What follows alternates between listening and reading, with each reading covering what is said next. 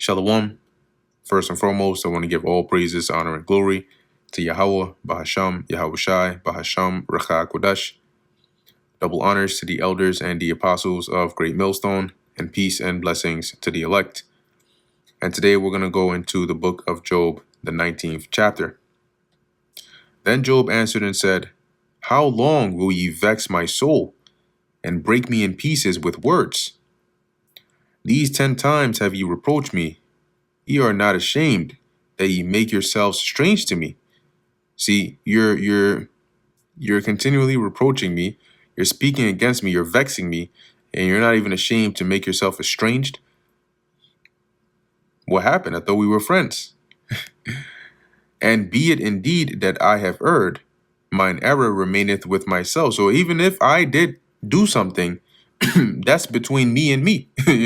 That's I know that, not you.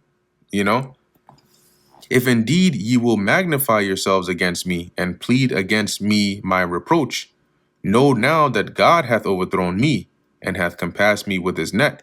So because by them saying the things they're saying, the reason he's saying you magnify yourself against me is like you're almost portraying yourself as, we're so righteous that we can tell you how wicked you are, right? But he's saying, look, it ain't you. It's the Most High that's overthrown me. He's the one who put me in his trap. He's the one who has me compassed in his net. Behold, I cry out of wrong, but I am not heard. I cry aloud, but there is no judgment. There is no justice.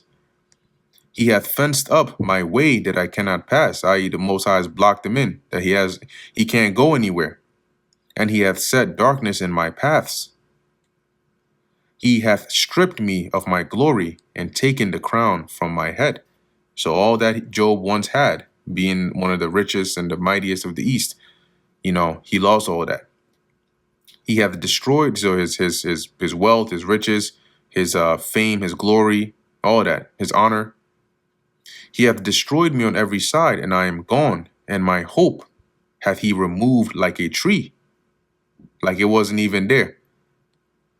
He hath also kindled his wrath against me, and he counteth me unto him as one of his enemies. So Job is saying, like, he's unleashing wrath upon me. He's treating me like one of his enemies.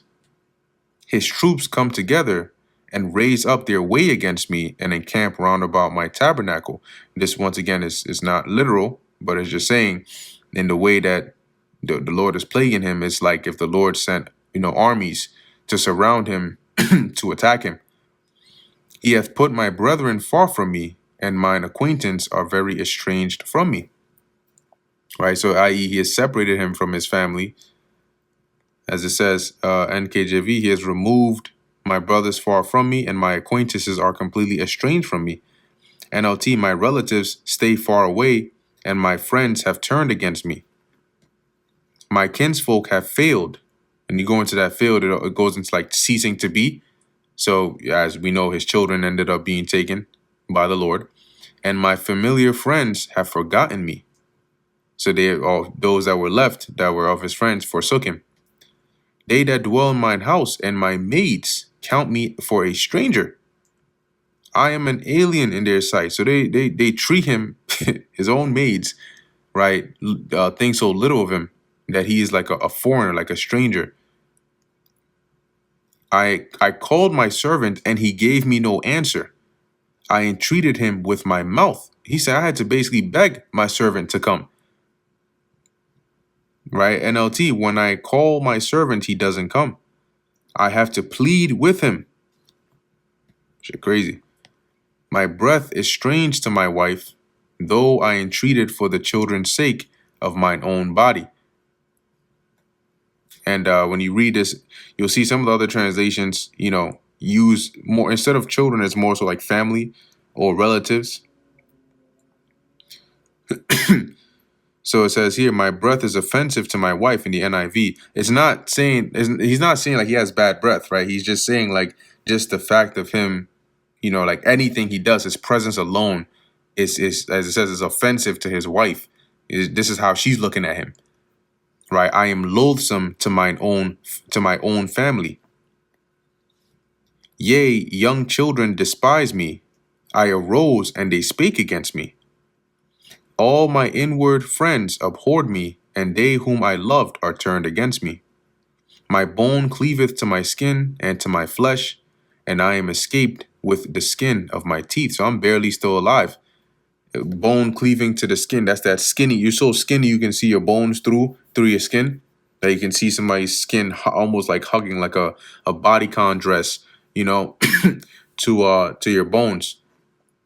Have pity on me, O ye my friends, for the hand of God hath touched me. Right, i.e., he's been struck by, smooth criminal. That's a joke. He's been struck by the judgment of God. Why do ye persecute me as God, and are not satisfied with my flesh?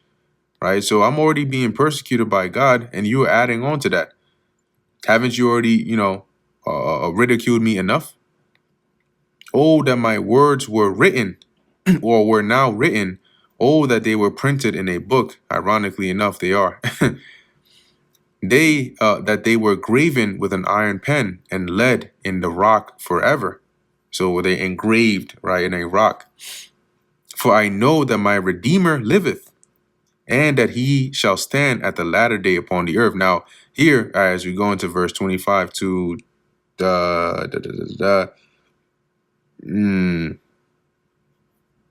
let's say 25 to 27, that Redeemer, as we know, is actually Yahushai, right? So here, Job actually was prophesying and also confirming reincarnation, right? They're all in here, and you'll see it by the verbiage that he uses, right? So it says, for I know that my Redeemer liveth, right? One that would redeem him, really, in all of us, and that he shall stand at the latter day upon the earth.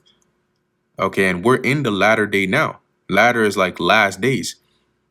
And who is it that is going to redeem us? Yahweh, what's that? Isaiah, is it 64? The year of my redeemed is come. And as it says, shall stand at the latter day upon the earth. And that's what Yahweh is going to do when he comes back. And though after my skin worms destroy this body, yet in my flesh shall I see God. So how is that going to happen? Because once you die, what he means here is once you die, your body gets destroyed. Decomposers, worms break down your body. But yet in your flesh, in your body, you're going to see God. How? That's through reincarnation. Because once that body is broken down, you're not getting it back. Lest the Most High was to say, okay, I'm going to form the same elements that form that same body again. But here, as he says, whom I shall see for myself, right? That Redeemer. And mine eyes shall behold, and not another. So I'm going to see me. I'm going to see him with my own eyes, not somebody else. Though my reins be consumed within me.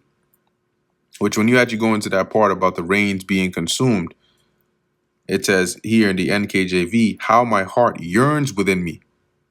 NLT, I am overwhelmed at the thought, meaning like that's how much he desires, for that time, to where he can see his Redeemer. Verse 28, but ye say, why persecute we him, seeing the root of the matter is found in me? Be ye afraid of the sword, for wrath bringeth the punishments of the sword, that ye may know there is a judgment. So you better fear, with the way you're speaking. NLT, in verse 28, it says, how dare you go on persecuting me, saying it's his own fault? Verse 29, in the NLT again, you should fear punishment yourselves, for your attitude deserves punishment. Then you will know that there is indeed a judgment. And that brings us to the end of the book of Job, the 19th chapter. Lord willing, that was edifying to the elect. In closing, I want to give all praises, honor, and glory to Yahweh, Bahasham, Yahweh Shai, Bahasham, Recha Kudash. Until next time, Shalom.